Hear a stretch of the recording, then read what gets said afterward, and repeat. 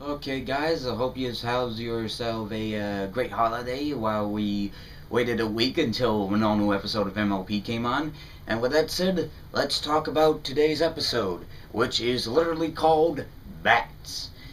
So, the episode starts off with Applejack waking up for her to prepare for her apple buck season. Of course, a little bit of reference from season 1.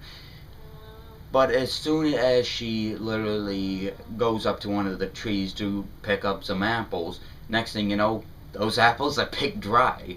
By what? Bats, of course. But these aren't ordinary bats. They're basically fruit bats. I mean, not the type from season 3. I mean, literally, they look actually like bats. Which was pretty much impressive for the animation staff, of course. Then, what happens from that point on, Applejack calls every pony through a bell that apparently she had hanging around for quite a while. Seriously, even I can't figure that out. So, anyways, they call her. Anyways, Applejack calls her friends down. It's basically they discuss about the bat situation. Basically, all she just wants to do is just get rid of the varmints. But of course, with Fluttershy, she always wants to be like, why don't we just like, I don't know, build them a sanctuary or something. Make sure that they have a place where they could actually, duplicate more of the apples. Then grow and build more and more orchards. I'm like, okay, good idea. But then Applejack's just like, no, we just gotta get rid of these things. And the way they get rid of them, or at least have a political debate, is for a Danny Elfman-like musical number. I'm serious. The majority of the song feels like a Danny Elfman song. I mean, no matter what, for this moment, that's my favorite song of this season, of course. Beats hearts as strong as horses. I mean, I love Danny Elfman and his scores.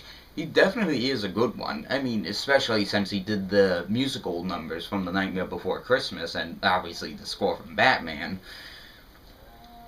But anyways, the rest of the six decide to basically go with Applejack's idea of getting rid of these things. But of course, Twilight has the idea to basically use a magic spell which basically refuses to let them eat fruits. Refusing to eat apples. And I want to start a political debate right now. Calling Digibrony, Brony Curious, or even, heck, Dr. Wolf into this situation. I want them to see this, and I want them to answer my question on this. Do these ponies just live on just apples only? Is like apples the #1 dependent fruit that they usually eat all the time? Or do they just commonly just eat vegetables and just anything else that has nothing to do with apples? Because even I'm confused at this. Oh, you analysts, answer this question in your next video, please. With that said, let's jump to the next part. So anyways, so of course Fluttershy decides to use her stay upon the fruit bats.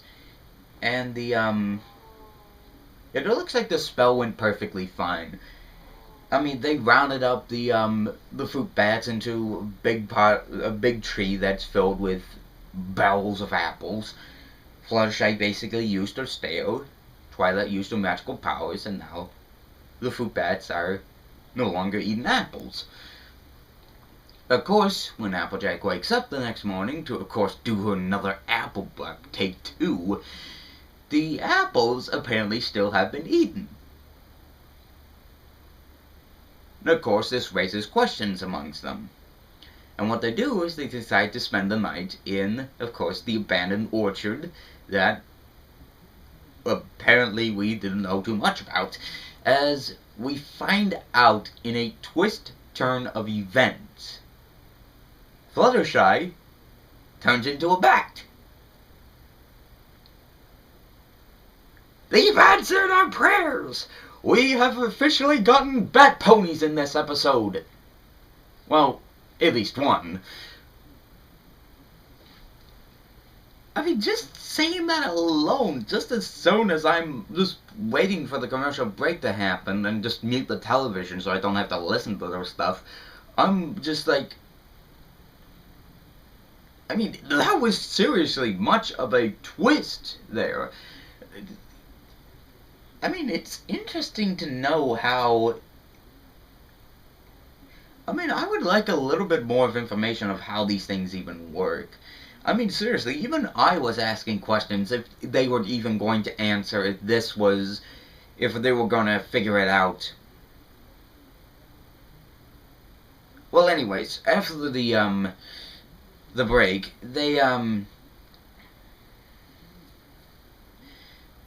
get an idea on what had happened, and of course Twilight pulls out a digital graph from her horn, which seriously makes me want to learn more about pony magic, or even higher advanced magic, that is.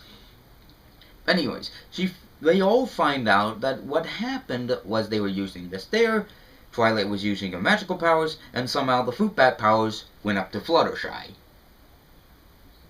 That is very interesting.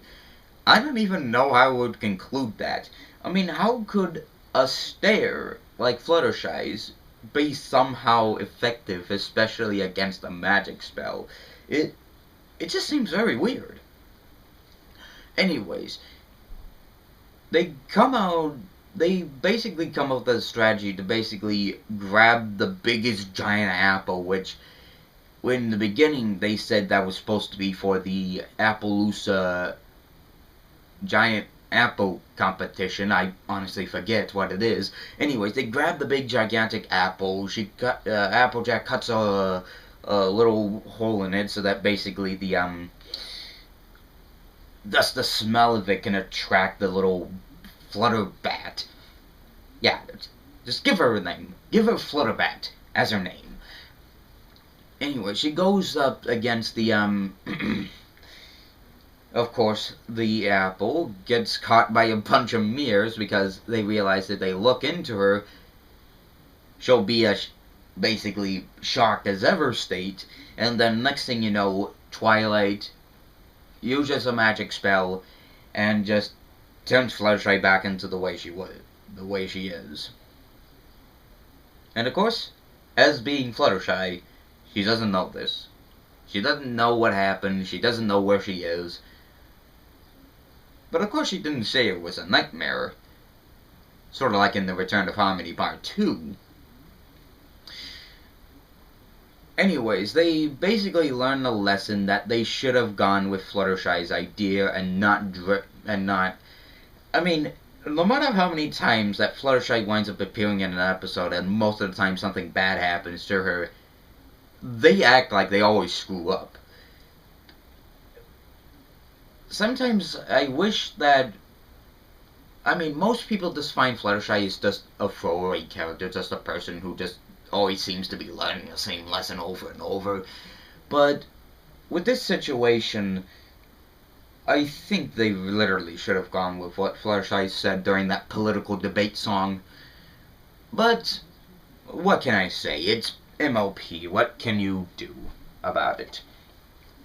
Okay, so Bats, what do I think about the episode? Well, Bats was actually not a really terrible episode. I mean, for a rating, I sort of give it like a mixture between a 7 and an 8 out of 10 on the Richter scale. Or at least in the pony scale, as I put it. I mean, a lot of the characters are really great. It's great to see Megan McCarthy back in the writing chair again. And another thing to put on this situation, it's actually really, really nice to see, like, literally us fans really wanting what the staff want from us. I mean, we've seen a lot of deviations on pony bats, and this is the first time we're ever given some. And hopefully all you analysis people can answer the question I gave you. But for those of you who aren't analysts, I would like to hear your thoughts on this episode, Bats. And here's to hoping that we get better episodes as soon as time goes on. There'll be a new episode, but it won't be till next year, if you know what I mean. So, that's it for this vlog, and I'll see you guys for next week's all new episode.